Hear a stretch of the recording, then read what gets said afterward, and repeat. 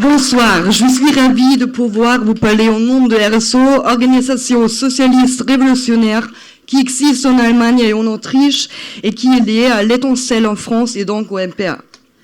L'Allemagne est la première puissance économique en Europe et l'impérialisme allemand joue un rôle primordial au sein de l'Union européenne. L'Allemagne a aussi une responsabilité énorme dans la construction de la forteresse Europe.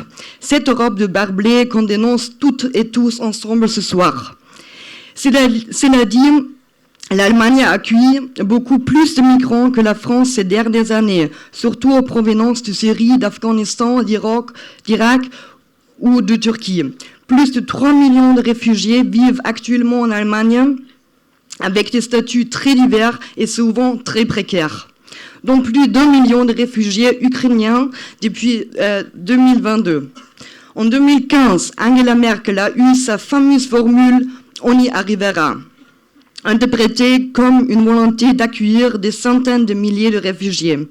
Mais l'ouverture a été de courte durée. Elle était dictée par le besoin de main-d'œuvre des capitalistes allemands et le vent a très vite tourné. Les campagnes racistes se sont multipliées et le droit d'asile a été encore réduit. De plus en plus, des pays ont été désignés comme pays de provenance sûrs, vers lesquels on pouvait donc refouler les gens sans même examiner leur demande d'asile, dont la Géorgie, le Kosovo ou encore le Sénégal. Mais surtout l'Allemagne, qui avait choisi en 2015 de laisser ses propres frontières ouvertes, est devenue le fer de lance de la fermeture de frontières européennes. Expansion de Frontex, dont le budget a presque triplé en 4 ans. L'Allemagne s'est engagée en fond là-dedans. C'est Merkel en personne qui marchanda à l'époque le deal avec Erdogan qui fait le gardien en porte de l'Europe. 6 milliards d'euros contre la promesse d'empêcher les réfugiés de Syrie, d'Iran ou d'Afghanistan de transiter vers l'Europe. Et Merkel a fermé les yeux sur l'oppression des Kurdes. La porte turque fermée, il s'agit de fermer la Méditerranée. Donc, traduction avec Libye, dont les seigneurs de guerre sont présentés en Allemagne comme des bons garde-côtes. Le gouvernement allemand est directement responsable de milliers de morts en Méditerranée. En Allemagne même, le racisme se développe. C'est l'AfD, parti d'extrême droite, qui monte depuis 2015, mais pas que. En 2018, le ministre de l'Intérieur conservateur a déclaré textuellement que l'immigration est la mère de tous les problèmes. Plus récemment, c'est l'actuel chancelier Scholz, social-démocrate, qui en octobre dernier a déclaré « Nous devons enfin expulser à grande échelle ».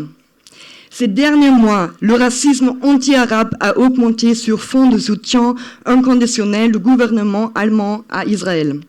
Du fait de la responsabilité historique de l'État allemand dans l'extermination des Juifs, l'amalgame fait entre solidarité avec la Palestine et antisémitisme marche encore mieux en Allemagne qu'en France. On connaît une répression très virulente contre le mouvement palestinien. Interdiction des organisations palestiniennes, perquisition ou encore interdiction de porter le kéfier à l'école pour des élèves à Berlin. Même des juifs antisionistes sont accusés d'antisémitisme et mis en garde à vue par la police.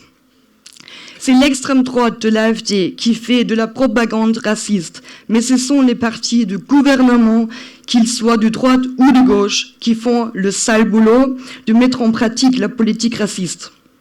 En novembre dernier, une rencontre de politiciens et des patrons de droite et de l'extrême droite a discuté comment éjecter des millions de gens issus de l'immigration, ce qu'ils désignent sous l'euphémisme honteux de rémigration. Cela a soulevé l'indignation des millions de gens qui sont allés manifester contre l'AfD. Heureusement, mais nous savons tous que cela ne va pas suffire. Toutes et tous ensemble, nous devons combattre la question capitaliste de la société qui est le terrain pourri sur lequel le racisme prospère. Merci.